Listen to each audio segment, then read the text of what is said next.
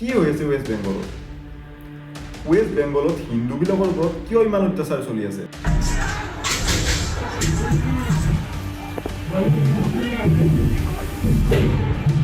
के जो गाय माता होता है ना, जो गाय माता बकरी वगैरह जो होता है ना, उन लोगों को पेट्रोल डाल के जिंदा जला दे रहा है।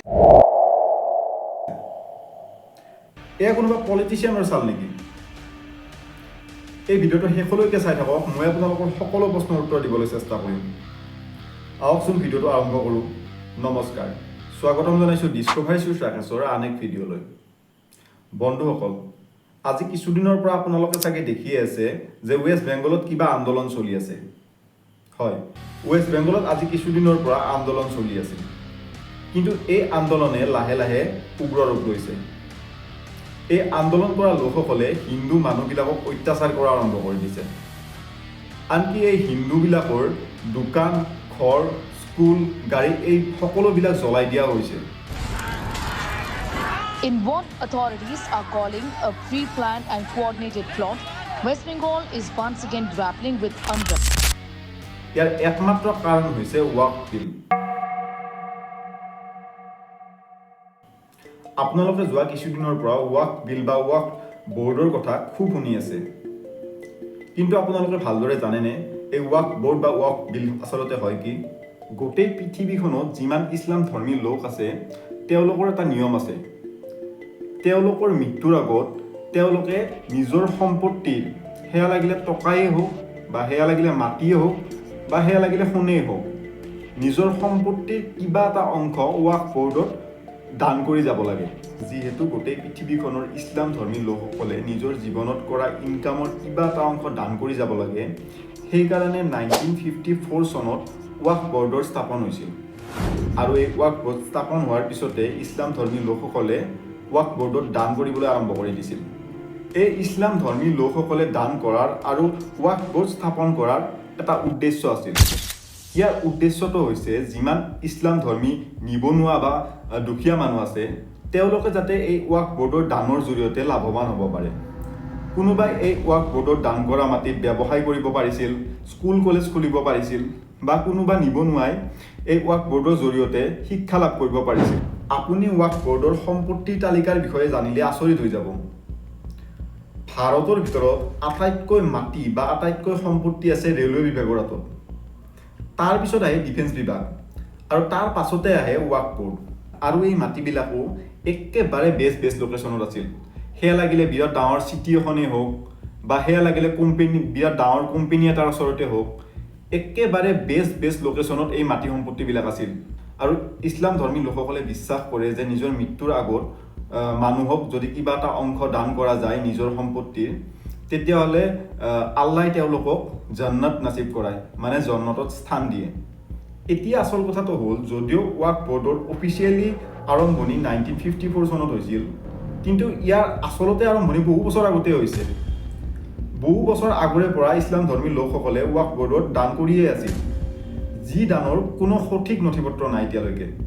যেতিয়া এই দান কৰা মাটিবিলাকৰ সঠিক নথিপত্ৰ ৱাকফ বৰ্ডৰ হাতত নাথাকিছিল, তেতিয়া 1995 চনত ৱাকফ বৰ্ডত এটা সংশোধনী কৰা হৈছিল। তেতিয়া ভাৰতৰ প্ৰধানমন্ত্ৰী আছিল PV নাৰাছিমহা। তেওঁ এই সংশোধনীটো কৰিছিল, যি সংশোধনী মতে যদি ৱাকফ বৰ্ডে দাবী কৰে যে এটুকুৰা মাটি তেওঁলোকৰ হয় আৰু সেই মাটিখিনিৰ মালিকৰ হাতত সেই মাটিখিনিৰ কোনো সঠিক নথিপত্ৰ নাথাকে, তেতিয়াহ'লে সেই মাটিখিনি ৱাকফ বৰ্ডৰ হাতলৈ গুচি গৈছিল। উদাহৰণস্বৰূপে আপুনি থকা মাটিখিনি, সেই মাটিখিনি যদি ৱাকফ বৰ্ডে দাবী কৰে যে সেই মাটিখিনি ৱাকফ বৰ্ডৰ হয় আৰু আপোনাৰ হাতত যদি সেই মাটিখিনিৰ কোনো সঠিক নথিপত্ৰ নাথাকে, সেই মাটিখিনি ৱাকফ বৰ্ডৰ হাতলৈ গুচি যায় আৰু আপোনাৰ সেই মাটিখিনিৰ ওপৰত কোনো ধৰণৰ অধিকাৰ নাথাকে।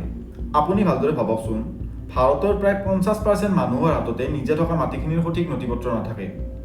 তেওঁলোকে ভাবে যে আমি থকা মাটিখিনিৰ পৰা আমাক কোনে উঠাব পাৰে, কিন্তু যদি ৱাকফ বৰ্ডে বিচাৰে তেওঁলোকক নিজৰ মাটিৰ পৰা উঠাব পাৰে, যদি তেওঁলোকৰ হাতত সেই মাটিখিনিৰ সঠিক নথিপত্ৰ নাই। আপুনি যদি ৱাকফ বৰ্ড শুনি আছে, ক্ষমা কৰিব। আনকি ৱাকফ বৰ্ডে দাবী কৰিছে যে মুকেশ আম্বানী থকা এণ্টেলিয়া ঘৰটোৰ মাটিখিনিও ৱাকফ বৰ্ডৰ হয়। যদি কোনোবা মানুহে নামাজ পঢ়িবলৈ নিজৰ ঘৰতে মছজিদ স্থাপন কৰিছিল, সেই মাটিখিনিও ৱাকফ বৰ্ডৰ হাতলৈ গুচি গৈছিল। ভাবকচোন, 1995ৰ সংশোধনীৰ জৰিয়তে ৱাকফ বৰ্ডে কিমানখিনি পাৱাৰ পাই গৈছিল। এতিয়া ৱাকফ বোৰ্ডৰ জৰিয়তে ভাৰতৰ প্ৰত্যেকজন ইছলাম ধৰ্মী লোকে যিমানখিনি লাভৱান হ'ব লাগিছিল সিমানখিনি লাভৱান হ'ব পাৰিছেনে? ইয়াৰ উত্তৰটো হৈছে নাই। ভাৰতৰ প্ৰত্যেকজন ইছলাম ধৰ্মী লোকে ৱাকফ বোৰ্ডৰ জৰিয়তে যিমানখিনি লাভৱান হ'ব লাগিছিল সিমানখিনি লাভৱান হ'ব পৰা নাই।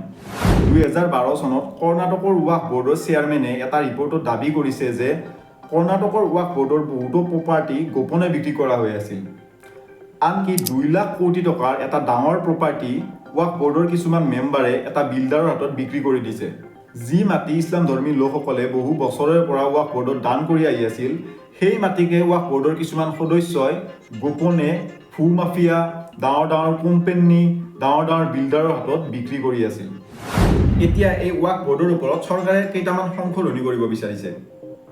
যি সংশোধনীত উল্লেখ আছে, এতিয়াৰে পৰা যদি ৱাকফ বোৰ্ডে কয় যে কোনোবাই এটুকুৰা মাটিত ৱাকফ বোৰ্ডৰ অধিকাৰ আছে, সেই মাটিখিনি লগালগ ৱাকফ বোৰ্ডৰ হৈ নাযায়। সিয়াক লৈ পেলাই সেই মাটিখিনিৰ মালিকে সুপ্ৰিম কোৰ্টলৈকে কেছ কৰিব পাৰে। উদাহৰণস্বৰূপে ৱাকফ বোৰ্ডে যদি কয় যে আপুনি থকা মাটিখিনি ৱাকফ বোৰ্ডৰ হয়, সেই মাটিখিনি লগালগ ৱাকফ বোৰ্ডৰ হৈ নাযায়। আপুনি এই মাটিখিনিক লৈ পেলাই ৱাকফ বোৰ্ডক সুপ্ৰিম কোৰ্টলৈকে কেছ কৰিব পাৰে।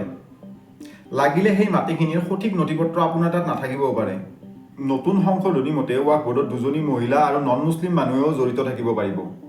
কাৰণ ইয়াৰ আগতে মহিলা বা নন মুছলিম ৱাকফ বোৰ্ডত জড়িত নাথাকিছিল। আৰু আগৰ দৰে ব্যক্তিগত স্থানত মছজিদ থাকিলেই সেই মাটিখিনি ৱাকফ বোৰ্ডৰ হৈ নাযায়। মাটিৰ মালিকে লিখিত ৰূপত দিব লাগিব যে সেই মাটিখিনি ৱাকফ বোৰ্ডত তেওঁ দান কৰিছে। আপোনালোকে চাগে কেইদিনমান আগতে দেখিছে যে অমিত শ্বাহে পাৰ্লিয়ামেণ্টত কোনোবাক গালি পাৰি আছিল। माइनॉरिटीज कानून को स्वीकार नहीं करेगी। क्या धमकाना चाहते हो भाई? संसद का कानून है, सबको स्वीकार करना पड़ेगा। যেতিয়া ৱাকফ বোৰ্ডৰ নতুন নিয়মসমূহ পাৰ্লিয়ামেণ্টৰ কিছুমান নেতাই নামানো বুলি কৈছিল, তেতিয়া অমিত শ্বাহে এই কথাষাৰ তেওঁলোকক কৈছিল। स्वीकार नहीं करेंगे मतलब क्या है? कैसे बोल सकते हैं कोई? हम कानून को स्वीकार नहीं करेंगे। এতিয়া ৱেষ্ট বেংগলৰ মুখ্যমন্ত্ৰী মমতা বেনাৰ্জী, যোন এজন তৃণমূল কংগ্ৰেছৰ নেতাও হয়, তেওঁ উল্লেখ কৰিছে যে এই ৱাকফ বিলখন ৱেষ্ট বেংগলত কেতিয়াও কাৰ্যকৰী নকৰে। আৰু এই বিলখনৰ বাবে ৱেষ্ট বেংগলত ইমান আন্দোলন চলি আছে, বিশেষকৈ ৱেষ্ট বেংগলৰ মুৰ্ছিদাবাদত। কাৰণ মুৰ্ছিদাবাদত 33% পপুলেশ্যন আছে হিন্দু আৰু 67% পপুলেশ্যন আছে মুছলমান। আৰু সেইবাবে মুছলমানসকলে এই 33% হিন্দুসকলৰ ওপৰত অত্যাচাৰ চলাই আছে। वहाँ का परिस्थिति खूब अच्छा नहीं है। हम लोग जान बचाकर भाग आए हैं धुलियान से।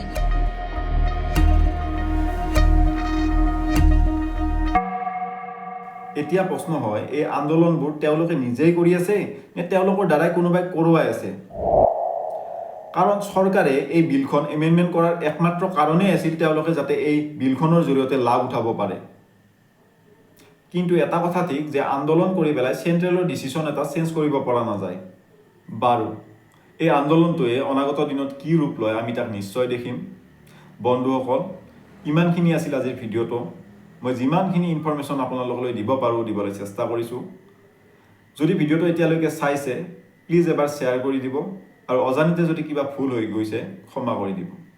ধন্যবাদ। জয় অসম।